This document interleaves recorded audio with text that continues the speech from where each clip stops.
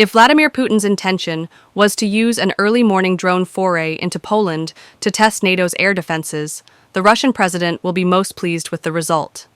And, experts warn, he will probably be encouraged to go further next time. The incursion into Polish airspace prompted NATO fighter jets to take to the skies and shoot down some of the projectiles. The first time the US-led military alliance has engaged directly with the Russian armed forces since Putin launched his full-scale invasion of Ukraine. It marks a dangerous new chapter in the more than 3.5-year conflict. But officials, defense experts, and analysts say it also will have shown just how unprepared Europe is for the type of mass air assault that Russia inflicts on Ukraine almost every night, laying bare the scale of the investment needed to shore up NATO's eastern flank. Moscow will have taken note that we have still not learnt from what Ukraine has been dealing with for years, said Ben Hodges, former commanding general of the U.S. Army in Europe. We are absolutely not prepared for that, and now they are at our door. Hodges stressed that Europe needed a multi-layered, integrated air defense system that could assess the scale of an inbound attack and divert the right resources, unlike yesterday morning's response, where high-value fighter jets were scrambled to shoot down cheap drones. This was not an accident, obviously, given the numbers of drones, said Hodges. This was a rehearsal. To probe and find out how good are our early warning systems, what are our reaction times?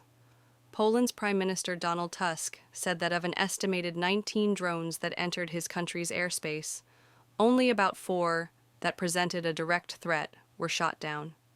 According to the Polish military, most of the drones were decoys routinely used by Russia to distract and deplete Ukraine's air defenses before successive waves of missiles and armed drones. NATO has acknowledged its eastern air defenses are one of its weak spots and in urgent need of investment, as part of a pledge to raise national defense spending to 5% of GDP over the next decade. An Eastern defense shield is also a key focus of new EU-backed defense spending initiatives. NATO Secretary General Mark Rutte commended a very successful reaction by NATO and vowed to defend every inch of Allied territory after what he described as not an isolated incident, adding, "We need to invest more, so we have what we need to deter and defend." The drone assault, part of a mass attack on Ukraine using drones and missiles, follows previous incidents where Russian projectiles skirted or briefly flew into NATO territory, but were not shot down. A Polish arms industry official told the Financial Times most of the identified drones were Gerbera drones, Iranian-designed Shahed drones not fitted with a warhead and used as decoys ahead of missile attacks on Ukraine. Polish officials suspect a subsequent wave of armed Shaheds was headed to Ukraine's western city of Lviv, and that the Gerbera decoys were deliberately flown into Poland to skirt Ukrainian air defenses around Lviv.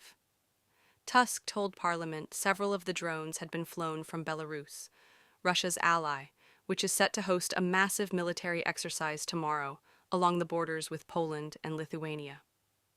Poland and its Baltic neighbors have been on high alert ahead of the Russian-Belarusian Zapad war games.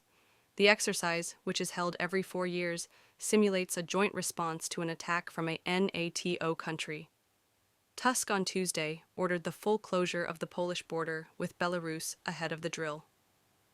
Previous versions gamed out a possible nuclear strike on Warsaw, while the last iteration was part of Russia's troop and weapon buildup on its western border that was ultimately used to invade Ukraine a few months later.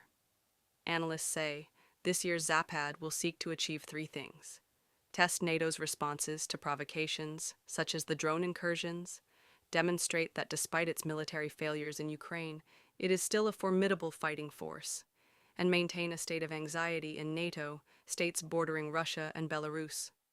Russian officials in recent days have stepped up their rhetoric against NATO neighbors. Dmitry Medvedev, Russia's former president and deputy chair of the country's Security Council, accused NATO's Finland of pursuing a confrontational course of preparation for war with Russia. Former Lithuanian Foreign Minister Gabrielius Landsbergis compared the drone incursions to Russian sabotage attempts carried out on European soil over the past 18 months. They are trying to set a new reality, in a similar way that they did with the hybrid attacks, where we basically accepted that Russians are active in NATO countries and doing malicious things, Landsbergis told. Now imagine the same thing with drones. They do it once, we don't react. And then there's another attack. Maybe not in Poland.